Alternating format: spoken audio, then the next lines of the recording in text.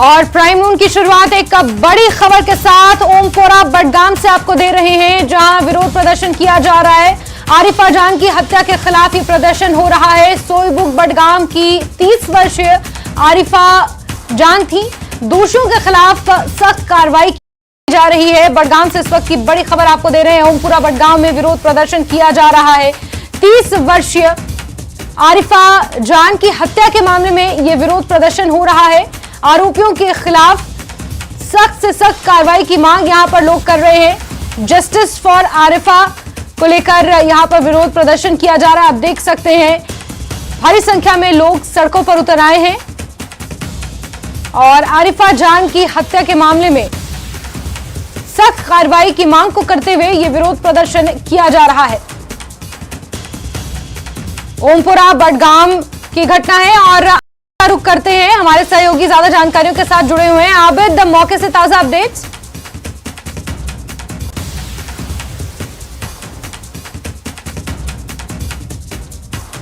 और आबिद हमारे साथ जुड़े हुए हैं बडगाम से। आबिद, मौके पर इस वक्त कैसे हालात हैं? जस्मीन, बिल्कुल, जब ये कल से ये मामला पेश आया, पूरे इलाके में दहशत है, पूरे इलाके में खौफ है, लोगों में गुस्सा है। मांग यही है कि इंसाफ दिया जाए।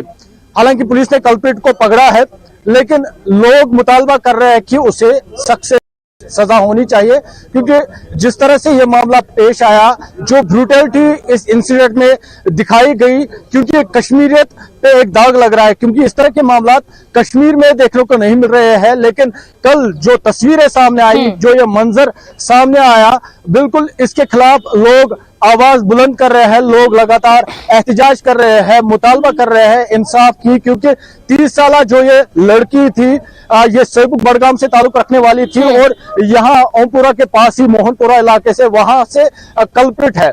और यहाँ के ही लोग अब निकले हैं, गुस्से का इजहार कर रहे हैं, क्योंकि इनका कहना आज आरिफा के साथ ये पेश आया, कल को किसी और लड़की के साथ भी ये पेश आ सकता है। और इन्होंने कहा कि इस मर्तबा इंतजामिया को सख्त कार्रवाई करनी चाहिए, ताकि इस तरह के मामला दोबारा पेश ना आए। मेरे साथ कुछ लोग हैं यहाँ पर, हालांकि मैं थोड़ा सा साथी से गुजारिश करूंगा आगे चले। मुझे अपना नाम बताइए आप। एजाज अहमद खान। एजाज साहब, क्या चाहते हैं आप और क्या होना चाहिए?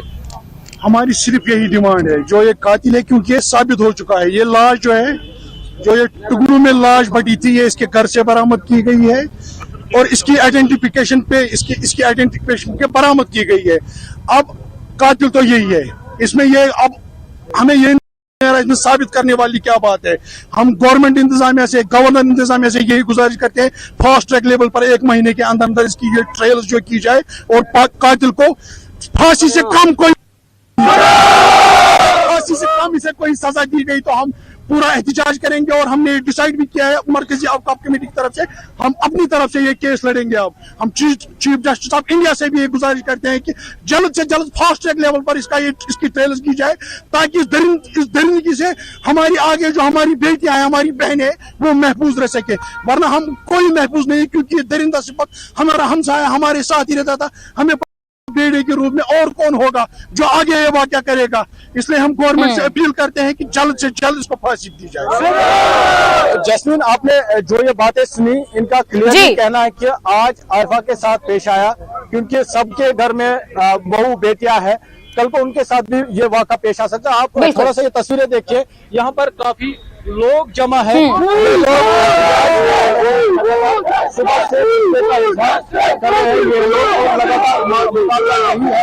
जो कातिल है उसे सख्त से सख्त सजा मिलनी चाहिए और लगातार यही मुतालबा ये लोग कल से कर रहे थे। लगातार जहां जहां भी एहतजाज हुए, मुतालबा यही है कि सख्त सजा इस कातिल के खिलाफ होनी चाहिए। जी जैस्मिन।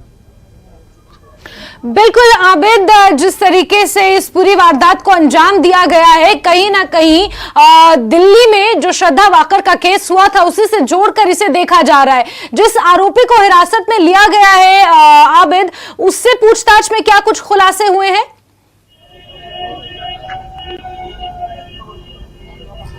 जस्मीन, आपने बिल्कुल सही कहा। जिस तरह से दिल्ली में मामला सामने आया था, एग्जैक्ट वही केस है। या हम कहेंगे आज तक ये सीन्स हमें देखने को मिले कातिल कत्ल करता है, उसके बाद लाश छुपाता है और फिर कुछ दिनों बाद खुलासा हो जाता है और एग्जैक्ट वही सीन है। और हालांकि पुलिस ने इनिशियल जो कल एसएसपी बड़गाम ने प्रेस कॉन्फ्रेंस दी है, उन्होंने अभी कहा कि इनिशियल रिपोर्ट्स, इनिशियल जो इन्वेस्टिगेशन हुई है उसके मुताबिक उन्होंने जानकारी दी, क्योंकि जब 7 तारीख को आसफा घर से लापता हुई थी, 8 तारीख को फैमिली ने पुलिस ने अहल खाना ने पुलिस स्टेशन में मिसिंग रिपोर्ट दर्ज की थी। उसके बाद कुछ सस्पेक्टेड को जीरो इन किया गया, फैमिली को कुछ अफराद पे शक था, पुलिस ने उस पर कार्रवाई की और उस दौरान लॉस्ट कॉल वो ट्रैक की गई और लास्ट वो वही है जो कल्प्रिट पुलिस के कस्टडी में है, उसकी कॉल ट्रैक हुई और वो कॉल भी कुछ ही ड्यूरेशन उसकी थी और तब फिर पुलिस ने उसे फिर से जीरो इन किया, पूछताछ की और गुज़श्ता शाम यानी परसों शाम उसने एतराफ किया था कि उसने एक्सेप्ट किया है, उसी ने आरिफा को कत्ल किया है और फिर उसने इलाके में उसे पहुंचाया, पुलिस को मौके वारदात पर पहुंचाया और वहां पर बॉडी पार्ट्स उसने दिखाए कहां कहां पे उसने बॉडी पार्ट्स छुपाए हैं। उसके बाद पुलिस ने रात के दौरान ही जो बॉडी पार्ट्स है तमाम जमा किए, पुलिस स्टेशन में पहुंचाया और कल उसका पोस्टमार्टम हुआ, फिर अहलखाना के हवाले लाश को और वहां भी लोगों में गुस्सा देखने को मिला, यहाँ भी वही गुस्सा है, मुतालबा एक ही है कि कातिल को सख्त से सख्त सजा मिलनी चाहिए। जी बिल्कुल आबिद, जो प्राइमा फेसी सामने आया है उसमें भी जो आरोपी है, गुनहगार है, उसने अपना जुर्म कबूल कर लिया है और लोगों में जाहिर सी बात है गुस्सा होगा, इलाके के लोगों में आक्रोश भी है इसको लेकर। पुलिस प्रशासन ने किस तरीके से आश्वासन यहां पर लोगों को दिया है ताकि किसी तरीके का फसाद यहां पर पैदा ना हो, उत्पन्न ना हो?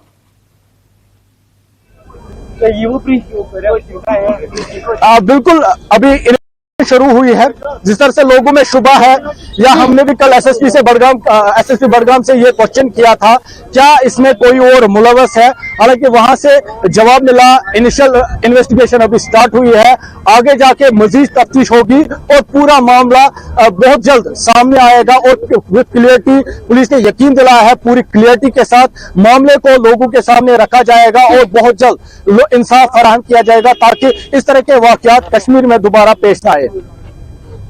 बिल्कुल बिल्कुल आबिद, ये तो हो गई इन्वेस्टिगेशन के हवाले से बात, लेकिन अब इसके आगे सवाल और अहम हो जाता है कि जिस तरीके बडगाम में इस घटना को अंजाम दिया गया, अब बहुत बड़ा चैलेंज बाकी बहू बेटियों के लिए, बडगाम की या कश्मीर की जितनी भी यंग जनरेशन है, यंग लड़कियां हैं, उनकी हिफाजत के लिए एक बहुत बड़ा चैलेंज अब यहां पर पुलिस प्रशासन के सामने, और सिर्फ पुलिस प्रशासन के सामने ही नहीं, जो स्थानीय लोग यहां पर आरिफा की जान जाने के बाद जिस तरीके से विरोध प्रदर्शन कर रहे हैं, उनके सामने भी यह चैलेंज बहुत बड़ा है कि अपनी बेटियों की, अपनी बहनों की, अपनी बहुओं की फिर सुरक्षा की जाए।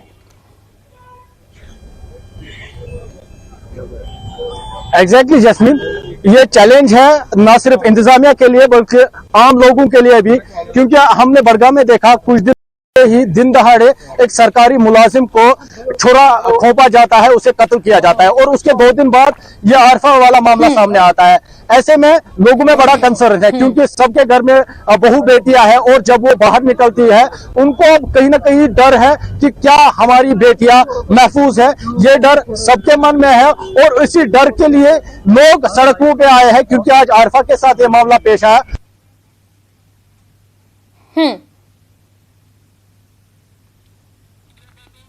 बिल्कुल, तो आबिद उन तमाम लोगों के साथ मौजूद हैं जो सड़कों पर उतरकर आरिफा जान के को सख्त से सख्त सजा देने की मांग कर रहे हैं। इलाके के लोगों में आक्रोश है, गुस्सा है। हालांकि पुलिस इंतजामिया ने आश्वासन दिया है कि बहुत जल्द इस मामले का खुलासा कर आरोपी को सजा दी जाएगी, लेकिन इस बीच ये आक्रोश लगातार जारी है। बड़ी खबर पर नजर हमारी बनी हुई है।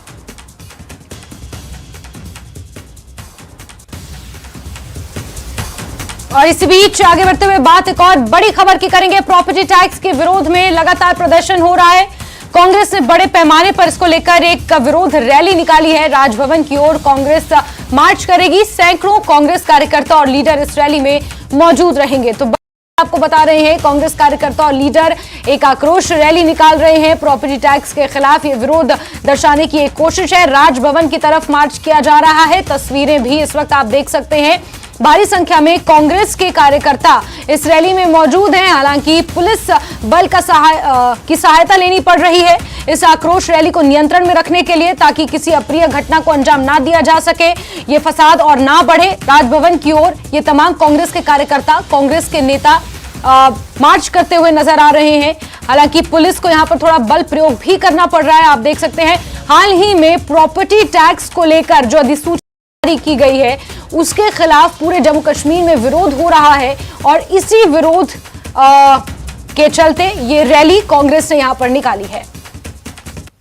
पार्टी की तरफ से प्रॉपर्टी टैक्स के खिलाफ जो प्रदर्शन जारी है और ये लोग कोशिश कर रहे थे कि वो राजभवन जाएंगे, लेकिन यहाँ पर पुलिस ने पहले से ही बैरिकेडिंग कर रखी है और यहाँ आप देख सकते हैं कि पुलिस और कांग्रेस के कार्यकर्ताओं के बीच लगातार धक्का मुक्की चल रही है। पुलिस ये कोशिश कर रही है कि उन्हें यहीं पे रोका जाए।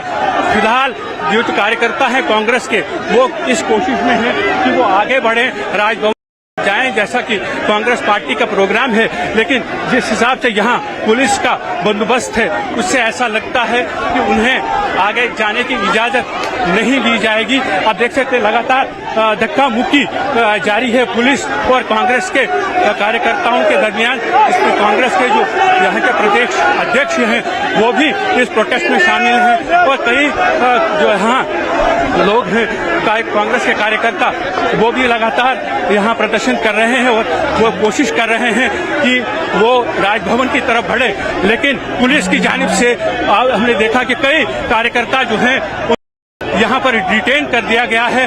उन्हें पुलिस ने बसेस में डाल के उन्हें अलग किसी जगह पे ले जाया जाएगा। यानी कांग्रेस का जो ये प्रोग्राम था कि वो राजभवन का घेराव करेंगे, उसको पुलिस ने फिलहाल विफल कर दिया है।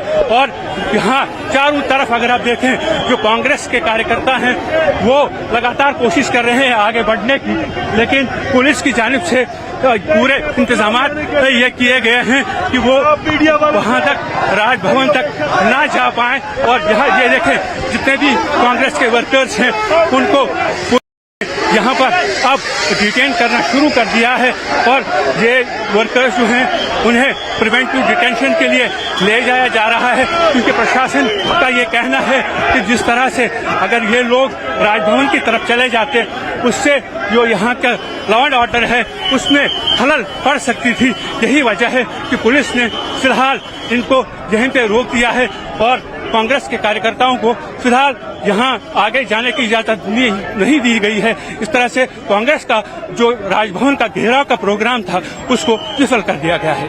कैमरामैन आशु के साथ मनोज कौल, न्यूज 18 जम्मू। और सीधे रुक करेंगे हमारे सहयोगी मनोज कौल का, ज्यादा जानकारियों के साथ इसी खबर पर जुड़ चुके हैं। मनोज, जो ये आक्रोश रैली थी राजभवन की ओर कूच कर रही थी, इसे रास्ते में ही रोक दिया गया और जो विरोध प्रदर्शन था उसे विफल कर दिया गया। पुलिस को बल का भी इस्तेमाल करना पड़ा, हम तस्वीरों में साथ साथ देख पा रहे हैं। लेकिन अब जो ताजा अपडेट आए हैं मनोज, उसके मुताबिक एलजी प्रशासन का जो रवैया है वो थोड़ा नर्म पड़ता हुआ नजर आ रहा है और लोगों से अब सुझाव मांगे गए हैं। क्या कुछ ताजा अपडेट्स मिल पाए हैं मनोज?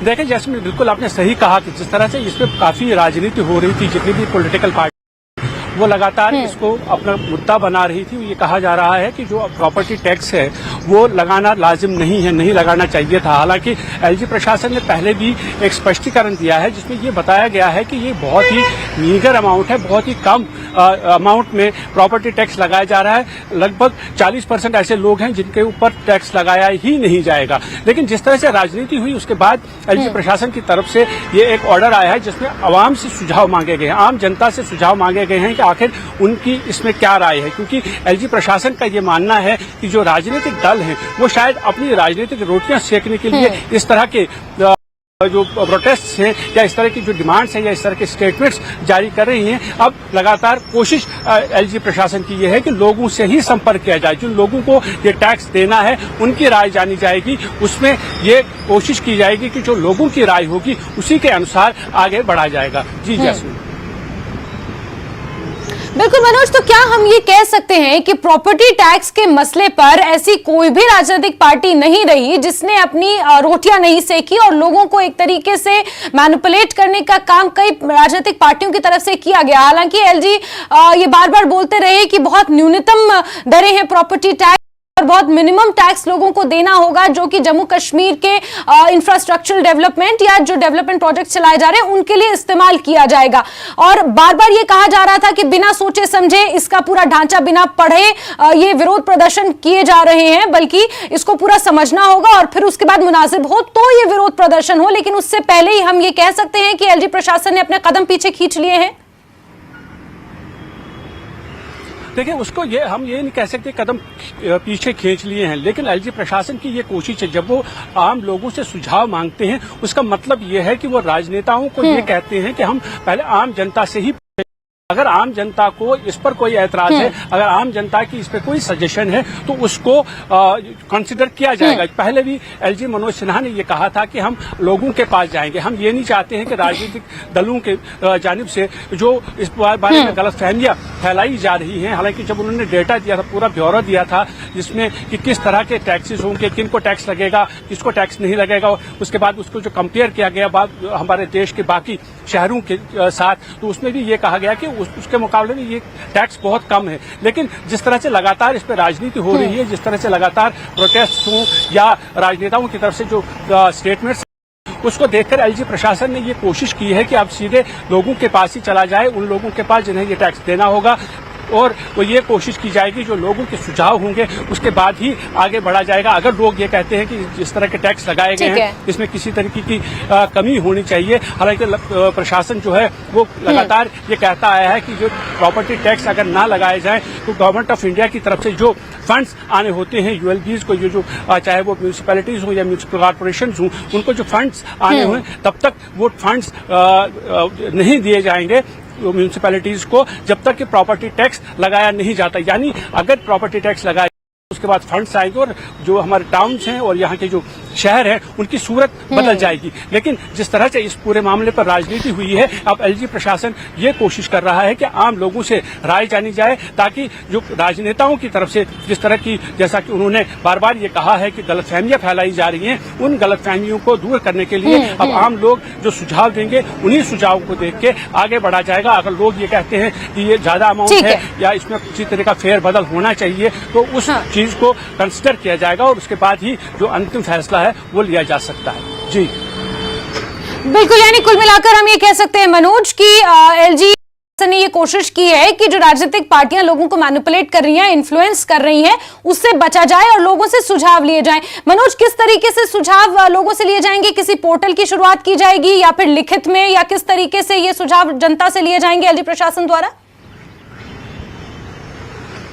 देखिए, उसके लिए बाकायदा एक पोर्टल दिया गया है, एक आईडी दी गई है जिस पर लोग डायरेक्टली अपने सुझाव दे सकते हैं, वो ईमेल कर सकते हैं और उसमें ये अपनी राय जो उनकी होगी वो उसको दे सकते हैं। उसके बाद जब ये राय वहां जाएगी प्रशासन के पास तो उस पर ये देखा जाएगा कि आम जनता जो है, जो ज्यादातर लोग हैं, उन्होंने किस तरह के किए हैं और उसमें ये देखा जाएगा कि जो सुझाव ज्यादा लोगों ने दिया हो उसी तरीके से उसको आगे बढ़ा जाएगा। उसके बाद ये लगता है कि जब ये प्रक्रिया पूरी हो जाएगी तो जो एलजी एडमिनिस्ट्रेशन है, जो म्यूनिसिपैलिटीज है, जो बाकी अफसरान जिसके साथ जिनका ताल्लुक है, उनके साथ लगातार सलाह मशवरा किया जाएगा और उसके बाद ही कोई अंतिम रूप दिया जा सकता है कि जो प्रॉपर्टी टैक्स लगाने का जो पूरा हम ये कह सकते हैं कि जो डेटा है या जिस तरह की प्रक्रिया है उसको मुकम्मल किया जाएगा, ताकि आम लोगों को ये भरोसा हो जाए कि उनके जो सुझाव हैं उनको माना गया है, उनको सुना गया है और जो आगे इसका खाका सामने आएगा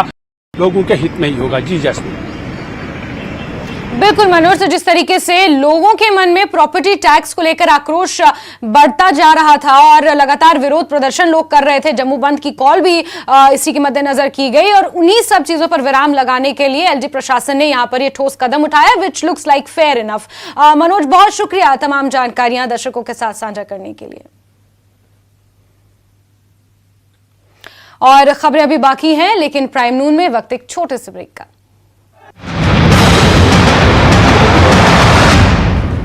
Headlines presented by